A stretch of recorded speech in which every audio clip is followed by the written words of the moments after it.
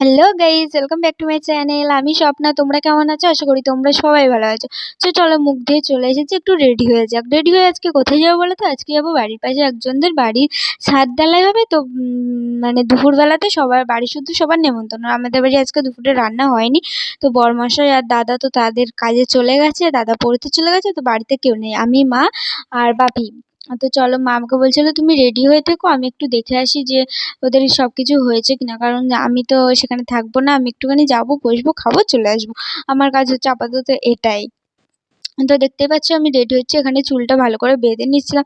আর একটা কাজ তোমাদের সাথে শেয়ার করি, আমার চুল লম্বা ঠিকই, কিন্তু আমার চুলে গোছ নেই আর কি। চুল তো সামনে বলতে গেলে প্রায় নেই, কিন্তু পেছনের দিকে পেছনের দিকে চুলটা আছে, মানে পুরো ঘাড় পর্যন্ত, ঘাড়ের নিচে যে ছোট ছোট চুল আছে না, ওগুলো তো অনেকটা বেশি। পেছন দিকটা চুল আছে, বাট সামনের দিকটা চুল নেই খুব একটা। তো এখানে দেখো আমি প্রথমে একভাবে বাঁধলাম, তো সেভাবে হলো না, মনে হচ্ছিল কপালটা বেশি বড় দেখাচ্ছে। তারপরে যে ওইভাবে বাঁধার থেকে আমি চুলটাকে গুটিয়েই বেঁধে নিয়েছিলাম। গরমের মধ্যে চুল ছাড়ার থেকে গুটিয়ে বাঁধাটাই বেস্ট। আর আমার মনে হয় এই গরমের মধ্যে সুতির শাড়িটাই কমফর্টেবল, তাই না?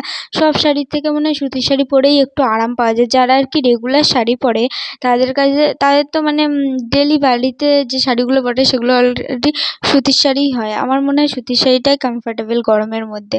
তো দেখতে পাচ্ছ আমি একটা সুতির শাড়ি পরে নিচ্ছি। মা আমাকে আরেকটা শাড়ি পরতে বলছিল, সেটাও সুতির, কিন্তু সেটা নতুন তো, মানে একবারই পরেছি, মারটা অত ভাঙিনি ভালো। এটাও একবারই পরেছি, কিন্তু এই শাড়িটার মারটা, না সরি, এটা দুবার পরেছি, ওই জন্য এটার মারটা একটু কম আছে, ওটার থেকে কম। তো আমি বললাম, মা বলছিল যে সেই শাড়িটা পরলে না, আমি বললাম না, এটাই পরি, এটা একটু পাতলা আছে ভালো, মারটা কম আছে। মা বললো ঠিক আছে। তো এখানে আমি একটু মুখে ময়েশ্চারাইজার দিয়ে নিচ্ছিলাম। আমার শীত গরম বর্ষা যাই হোক না কেন, আমার মুখে ময়েশ্চারাইজার চাই ফেস ওয়াশ করার পর। তাতে কি হয়, স্কিনটা একটু সফট থাকে। একটু ময়েশ্চারাইজার দিয়ে নিচ্ছিলাম, হালকা করে একটু লিপস্টিক দিয়ে নিচ্ছিলাম। আর সাজ কি, এটাই হচ্ছে এখন সাজ। তারপরে একটু সিঁদুর পরে নিলাম, একটু গলায় হার পরে নিলাম। দেখতেই পাচ্ছ। তো মাকে বলছিলাম এখানে যে তুমি ময়েশ্চারাইজার মুখে দেবে, মা বলছে না না আমি দেবো না, গরমের মধ্যে ঘামে যাবো। বলছি ঠিক আছে। তো চলো, এখানে দেখতে পাচ্ছ। তারপর মা আবার গেছিলো দেখতে, মা দেখতে যায়নি, মানে আমার দেখছিল যে পাড়ার আর একটা কাকিমা আছে, সে যাচ্ছে কিনা। তো বললো ঠিক আছে, তুমি সিঁদুরটা পরে বাইরে আসো, তারপর আমি দেখছি। তারপর আমি সিঁদুরটা পরে বাইরের দিকে যাচ্ছিলাম, মা গেল কাকিমাকে দেখতে। তো এখানে আমিও রেডি হয়ে নিয়েছিলাম, চলো দেখতে থাকো। তারপর রেডি হয়ে একটু নিজেকে ঢঙ্গি মাসির মতো আয়নাতে দেখে নিচ্ছিলাম যে সব ঠিকঠাক আছে তো, লাস্টবারের মতো। তো চলো রেডি হয়ে নিয়েছি, এই দেখো যাচ্ছি। তো এখানে আমি যাচ্ছিলাম, মা আগে যাচ্ছিলো আর কি। তো চলেও এসেছি, এই যে এখানটা বসছিলাম কিছুক্ষণ।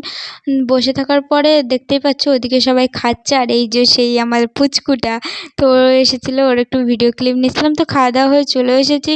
আর এখানে দিদাকে দেখছো, দিদা একটা টাইগার আছে, টাইগার মানে একটা ডগি আছে, তার জন্য খাবার নিচ্ছিলো। তা আমরা সবাই বলছিলাম দিদার কত চিন্তা, ভাবো, নিজে খেতে গেছে, তার বাড়ির ডগিটা আছে, সে দিদা বলছে আমি একা খাবো, সে খাবে না। চলো ভিডিওটা এখানেই শেষ করছি, ভালো লাগলে লাইক কমেন্ট শেয়ার করে দিও। আর প্লিজ প্লিজ যারা আমার ভিডিওটাকে দিচ্ছো তারা আমার চ্যানেলটাকে সাবস্ক্রাইব করো। চলো দেখা হচ্ছে একটা নতুন ব্লগে, বাই।